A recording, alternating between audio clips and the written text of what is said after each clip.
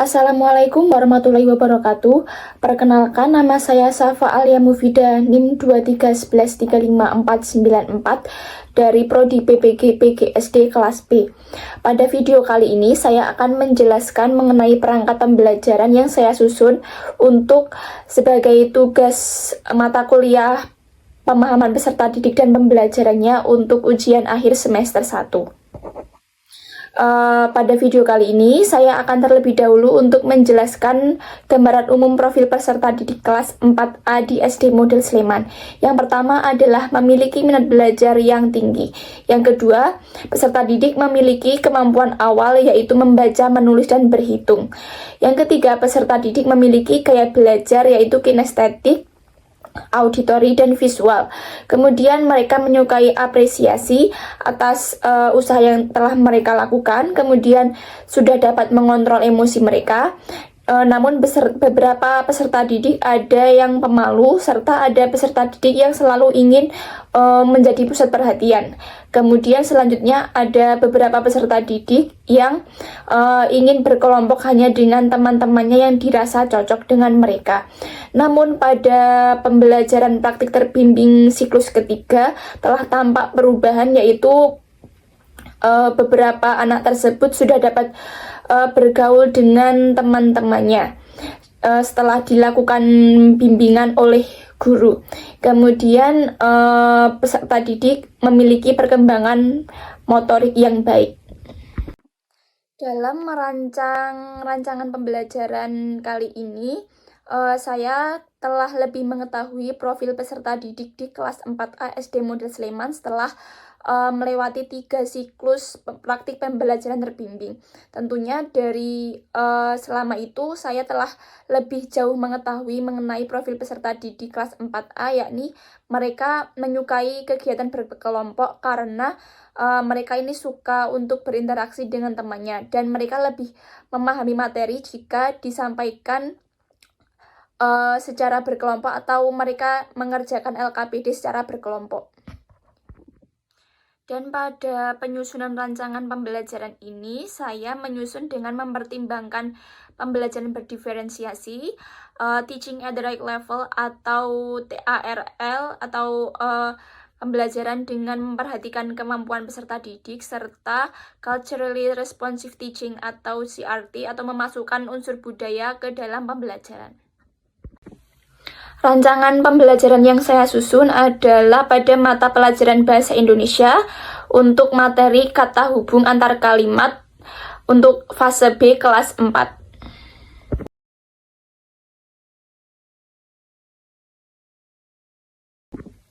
Dalam penerapan pembelajaran berdiferensiasi pada modul yang saya buat kali ini, saya mencoba untuk memfasilitasi peserta didik yang memiliki gaya belajar kinestetik, visual, dan auditori, serta motivasi belajar, serta kondisi peserta didik yang berbeda-beda dengan menggunakan berbagai teknik pembelajaran. Setelah melewati atau melakukan observasi karakteristik peserta didik dari sejak pertama kali saya melakukan PPL di SD Model Sleman hingga akhir pembelajaran praktik terbimbing pada siklus ketiga, saya mendapatkan berbagai informasi yang saya dapatkan dari kegiatan observasi tersebut. Di antaranya adalah peserta didik di kelas 4A ini ada yang gaya belajarnya visual, kinestetik, serta auditori. Beberapa peserta didik dapat memahami materi yang diajarkan hanya dengan membaca modul ajar. Namun ada juga peserta didik yang harus diberikan visual atau media ajar berupa video agar dapat memahami materi yang diajarkan. Juga ada beberapa peserta didik yang harus melakukan percobaan atau melakukan sesuatu untuk dapat memahami materi ajar, seperti harus melakukan wawancara atau melakukan percobaan untuk dapat memahami materi yang sedang diajarkan. Berdasarkan perbedaan karakteristik yang ada pada kelas 4A ini, tentunya saya harus memfasilitasi berbagai perbedaan tersebut agar peserta didik dapat memahami materi yang diajarkan, yaitu dengan cara melakukan berbagai teknik pembelajaran atau dengan berdiferensiasi. Untuk penerapan pembelajaran berdiferensiasi, yang pertama saya tuangkan dalam kegiatan apersepsi. Pada kegiatan ini, guru mengajak peserta didik untuk bercerita tentang kegiatan yang mereka lakukan di pagi hari. Tentunya setiap peserta didik memiliki cerita yang berbeda karena mereka berasal dari latar belakang yang berbeda. Ada peserta didik yang berasal dari latar belakang keluarga yang menengah ke atas dan juga berasal dari keluarga dengan sosial menengah. Pada kegiatan apersepsi ini, peserta didik diminta untuk menceritakan kegiatan mereka sebelum sampai ke sekolah. Mereka akan menceritakan pengetahuan dan pengalaman berdasarkan kegiatan mereka di rumah masing-masing. Kegiatan ini memfasilitasi peserta didik agar dapat melakukan komunikasi atau dapat sharing atau berbagi dengan temannya berdasarkan kemampuan bahasa mereka. Saya juga melakukan asesmen diagnostik kognitif untuk mengetahui kemampuan awal peserta didik terhadap materi yang akan diajarkan. Untuk kali ini saya akan memberikan pertanyaan mengenai apa yang kalian ketahui tentang kalimat, kemudian apa yang kalian ketahui tentang peristiwa, kemudian sebutkan 5 kata yang dapat menghubungkan terjadinya suatu peristiwa. Kemudian sebutkan kegiatan yang kalian lakukan pagi ini. Untuk pertanyaan ini tentunya jawaban peserta didik akan berbeda. Kemudian juga peserta didik diminta untuk menceritakan urutan kegiatan yang mereka lakukan di pagi hari. Semua peserta didik tentunya memiliki cerita kegiatan yang berbeda karena memiliki latar belakang yang berbeda juga. Untuk penerapan Teaching at the Right Level atau TARL atau pembelajaran yang sesuai dengan kemampuan peserta didik, setelah saya mendapatkan informasi kemampuan peserta didik atau kemampuan awal melalui hasil asesmen diagnostik tadi, saya membagi peserta didik menjadi 3 kelompok, yaitu kelompok A, kelompok B, dan kelompok C.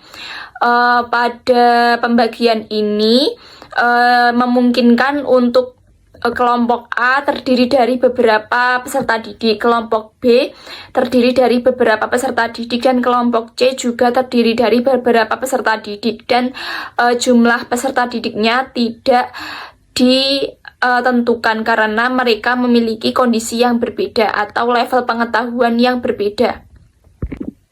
Untuk kegiatan inti pada fase 1 pada modul ajar yang saya susun, yakni orientasi peserta didik pada masalah, untuk fase 1 ini saya akan menunjukkan sebuah gambar urutannya acak, gambar bercerita, dan peserta didik kemudian diminta untuk mengamati gambar.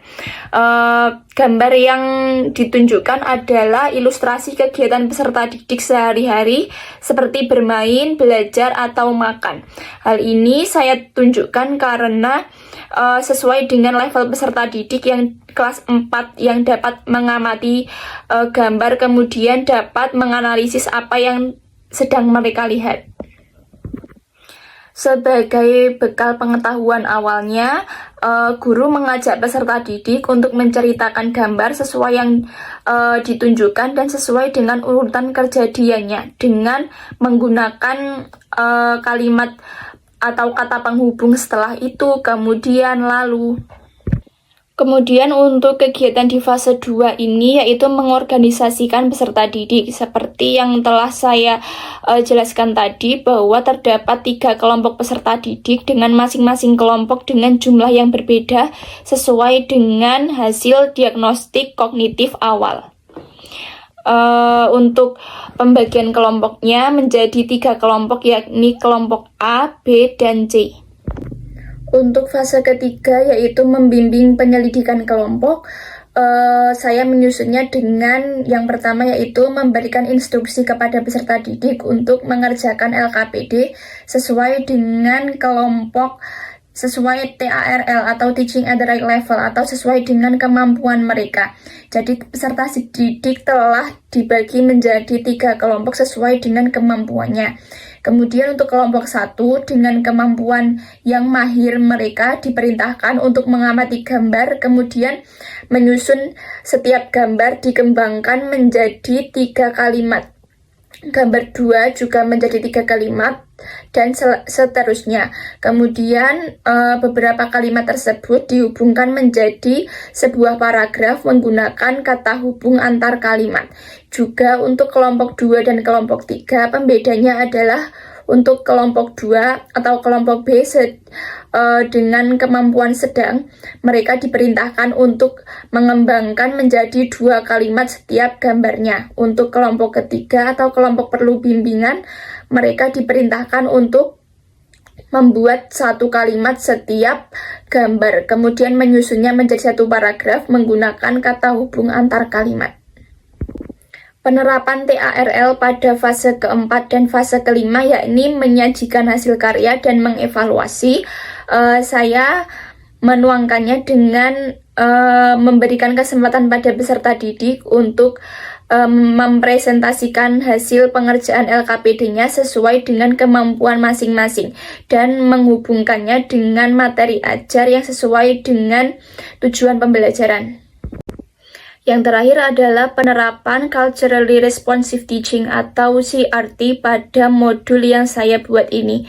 Untuk penerapan CRT-nya, saya menerapkannya saat melakukan ice breaking ketika mungkin peserta didik mulai gaduh untuk mengerjakan LKPD-nya. Saya melakukan ice breaking dengan mengajak peserta didik untuk melakukan games sambung kata. Jadi peserta didik dimulai dari ujung kanan, mereka menyebutkan 1 kata, kemudian dilanjutkan dengan peserta didik di sampingnya, kemudian hingga membentuk 1 kalimat dan kemudian peserta didik menghubungkan dengan kata hubung antar kalimat. Kemudian bagi peserta didik yang gagal untuk menghubungkan kata sesuai dengan kata awal hingga akhir, mereka akan diminta untuk maju menyanyikan lagu daerah sebagai penerapan memasukkan budaya ke dalam pembelajaran. Menyanyikan lagu daerah yang mereka bisa atau bisa dengan menerapkan teaching at the right level atau sesuai dengan kemampuan mereka. Untuk penerapan CRT atau Culturally Responsive Teaching yang terakhir adalah akan saya tuangkan dalam kegiatan penguatan materi ajar pada akhir pembelajaran. Jadi di akhir pembelajaran guru akan melakukan penguatan terhadap pemahaman materi oleh peserta didik dengan menunjukkan gambar cerita rakyat yang merupakan bagian dari budaya Indonesia. Pada saat menunjukkan gambar cerita rakyat tersebut, peserta didik akan mencoba untuk menyusun sebuah cerita berdasarkan gambar tersebut dan disusun dengan menggunakan kata hubung antar kalimat untuk menguatkan pengetahuan mereka mengenai materi kata penghubung antar kalimat. Demikian presentasi terhadap penjelasan materi yang berdasarkan modul yang telah saya buat. Kurang lebihnya mohon maaf. Wassalamualaikum warahmatullahi wabarakatuh.